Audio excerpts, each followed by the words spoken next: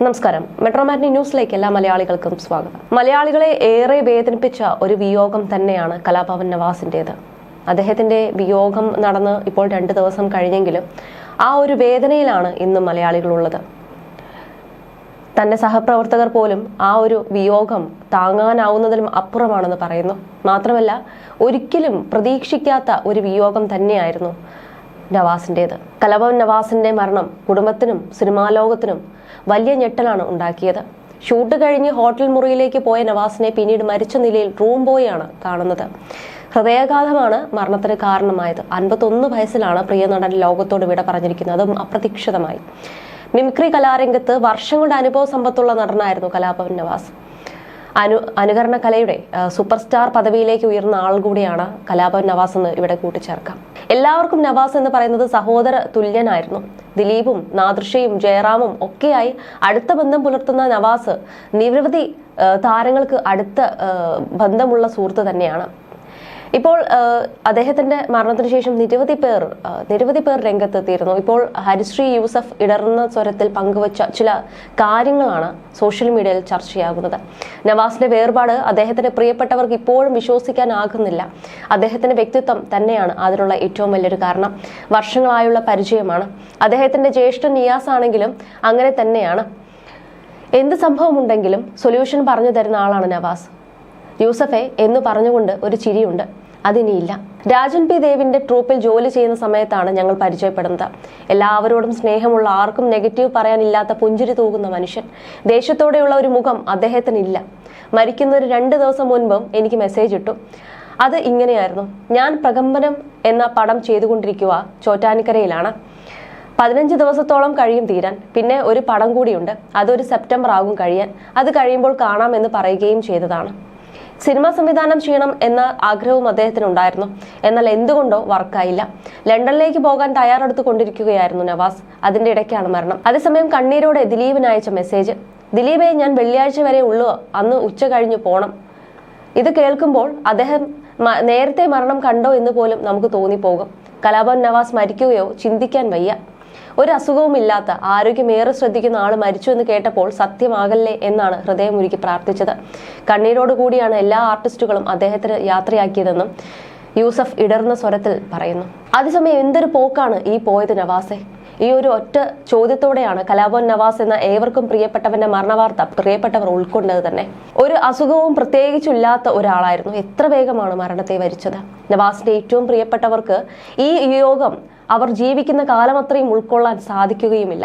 ഇത്രയേറെ കുടുംബത്തെ സ്നേഹിച്ചിരുന്ന ഒരാൾ വേറെ ഇല്ലെന്നാണ് ഭാര്യ രഹന തന്നെ പറഞ്ഞിട്ടുള്ളത്.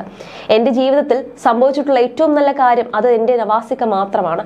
മാത്രമല്ല, നവാസിക്ക ഇല്ലാതെ എനിക്ക് ജീവിക്കാൻ പറ്റില്ല എന്നും അവതാരകയുടെ ചോദ്യത്തിന് റഹന മറുപടി നൽകിയിരുന്നു ഈ ഒരു അടുത്തിടയ്ക്ക്. ഇതേ ചോദ്യം നവാസിനോട് ചോദിച്ചാൽ ഉറപ്പായും പറയും, ഞങ്ങൾ ഒരുമിച്ചതാണ് ഏറ്റവും ഭാഗ്യമെന്ന്. 3 കുഞ്ഞുങ്ങളാണ് ഇരുവർക്കും. അഭിനയത്തിന്റെ വെള്ളി വെളിച്ചത്തിൽ നിൽക്കുമ്പോഴാണ് ഇരുവരും പരസ്പരം കാണുന്നതും പിന്നീട് വിവാഹാലോചനയിലൂടെ ഒന്നാകുന്നതും. ഒരു complete love cum arranged marriage ആയിരുന്നു.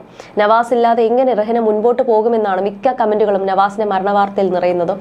ആ ഒരു വീഡിയോ വൈറലാകുമ്പോൾ ഏറ്റവും കൂടുതൽ ചോദ്യം ഉയരുന്നത് അത് തന്നെയാണ്. മാത്രമല്ല, സിനിമാ ലോകവും താരങ്ങളും സുഹൃത്തുക്കളും എല്ലാം ഒരേ സ്വരത്തിൽ ചോദിക്കുന്ന ഇതാണ്: എങ്ങനെ ഇനി? അനുകരണ കലയെ സ്നേഹിച്ച കലാഭവനിലേക്ക് എത്താൻ നവാസ് ഏറെ കഷ്ടപ്പെട്ടിരുന്ന ഒരു കാലത്ത്.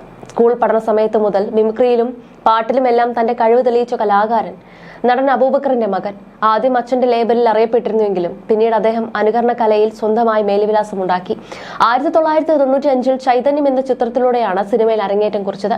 ഹിറ്റ്ലർ ബ്രദേഴ്സ്, ജൂനിയർ മാൻഡ്രാഗ്, മാട്ടുപട്ടി മച്ചാൻ, ചന്ദ മാമ തുടങ്ങിയ വേഷങ്ങളിലൂടെ ഏറെ ശ്രദ്ധിക്കപ്പെട്ടു. ചോറ്റാനിക്കരയിലെ ഒരു ഹോട്ടൽ മുറിയിലാണ് നവാസിനെ മരിച്ച നിലയിൽ കണ്ടെത്തിയത്. ഒരു സിനിമയുടെ ഷൂട്ടിംഗ് പൂർത്തിയാക്കിയ ശേഷം നവാസ് ഹോട്ടൽ മുറിയിലേക്ക് മടങ്ങിയിരുന്നു. ഹോട്ടലിലെ റൂം ബോയാണ് നവാസ് കുഴഞ്ഞു വീണ നിലയിൽ കണ്ടത്. ഉടനെ ആശുപത്രിയിൽ കൊണ്ടുപോയെങ്കിലും രക്ഷിക്കാൻ കഴിഞ്ഞില്ല. അതേസമയം തന്നെ ഡിറ്റക്റ്റീവ് ഉജ്ജ്വലൻ എന്ന ചിത്രത്തിലൂടെ തിളങ്ങിയ അദ്ദേഹം വീണ്ടും സിനിമയിൽ മികച്ച വേഷങ്ങളോട് ചുവടുറപ്പിക്കാൻ തുടങ്ങുന്നതിനിടെയായിരുന്നു ആ ഒരു അപ്രതീക്ഷിത മരണം നവാസിനെ തട്ടിയെടുക്കുന്നത്. അതേസമയം അദ്ദേഹത്തിന്റെ വിയോഗത്തിന് പിന്നാലെ സിനിമാ മേഖലയിൽ നിന്നുള്ള ഒട്ടേറെ പേർ താരത്തിന്റെ ഓർമ്മകൾ പങ്കുവച്ച് രംഗത്ത് വന്നിരുന്നു. നവാസിനെ കുറിച്ച് സംവിധായകൻ കൂടിയായ ആലപ്പി അഷ്റഫും രംഗത്ത് വന്നിട്ടുണ്ടായിരുന്നു. നവാസിന്റെ പിതാവും അറിയപ്പെടുന്ന നടനുമായ അബൂബക്കറിനെ കുറിച്ച് പറഞ്ഞുകൊണ്ടാണ് ആലപ്പി അഷ്റഫ് തുടങ്ങിയത്. നവാസ് മുത്തുള്ള മഴവിൽ മനോരമ ചാനലിലെ പരിപാടിയെക്കുറിച്ചും ആലപ്പി അഷ്റഫ് മനസ്സു തുറന്നു.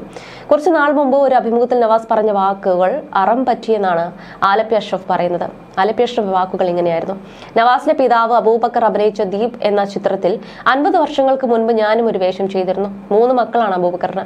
അതിൽ മൂത്തയാൾ നിയാസ് മറിമായം പരിപാടിയിലൂടെ എല്ലാവർക്കും സുപരിചിതനാണ്. നല്ല കഴിവുള്ള നടൻ. പിന്നെ നവാസും നിസാമുമാണ് മക്കൾ. നവാസ് മിംക്രിയിലൂടെയാണ് തുടങ്ങിയത്. പിന്നീട് സിനിമകളിൽ നല്ല വേഷങ്ങൾ ചെയ്തു തുടങ്ങുകയായിരുന്നു. നീലാകാശം നിറയെ എന്ന സിനിമയിൽ നവാസ് നായകനും രഹന നായികയുമായി. ഇരുവരും ആദ്യമായി കണ്ടുമുട്ടിയത് ഒരു സ്റ്റേജ് ഷോക്കിടെയായിരുന്നു. അവിടെ ആദ്യം ഇവർ തമ്മിൽ വഴക്കാണ് ഉണ്ടാക്കിയതെന്ന് പറഞ്ഞിട്ടുണ്ട്. പിന്നീടാണ് അടുത്തത്.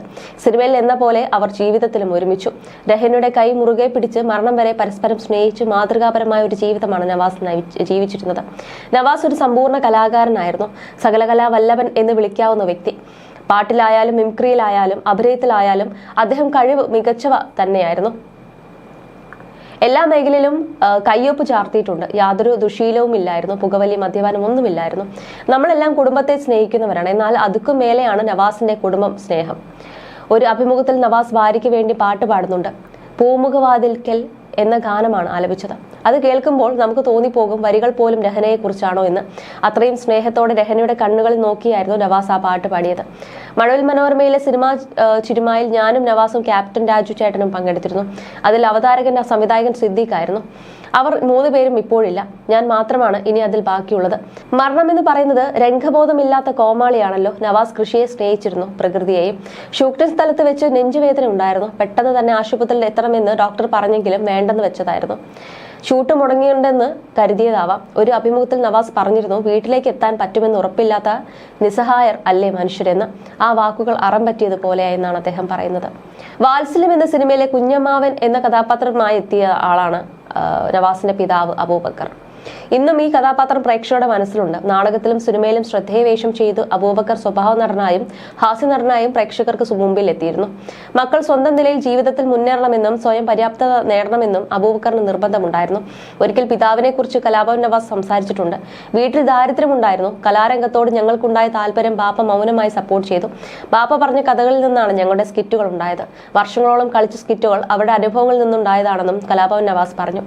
വാത്സല്യം, ആധാരം, സല്ലാപം തുടങ്ങിയവയാണ് അബൂബക്കർ ചെയ്ത ശ്രദ്ധേയ സിനിമകൾ. അമ്മ, അമ്മായിയമ്മ, തിരക്കുകൾക്കപ്പുറം തുടങ്ങിയ സിനിമകൾക്ക് കരാറായ സമയത്താണ് നെഞ്ചുവേദനയെ തുടർന്ന് അബൂബക്കർ മരണപ്പെടുന്നത്. അവസരങ്ങൾ തേടി പോകാത്ത ആളായിരുന്നു അബൂബക്കർ. തന്നെ തേടിയെത്തുന്ന വേഷങ്ങൾ വലിപ്പച്ചെറുപ്പം നോക്കാതെ ഇദ്ദേഹം ചെയ്തു. എപ്പോഴും പുഞ്ചിരിക്കുന്ന മുഖവുമായാണ് നവാസിനെ നമ്മൾ കാണാറുള്ളത്. നർമ്മവും സ്വാഭാവികതയും നിറഞ്ഞ കഥാപാത്രങ്ങളെയാണ് നവാസ് സിനിമയിലും കാഴ്ചവെച്ചത്.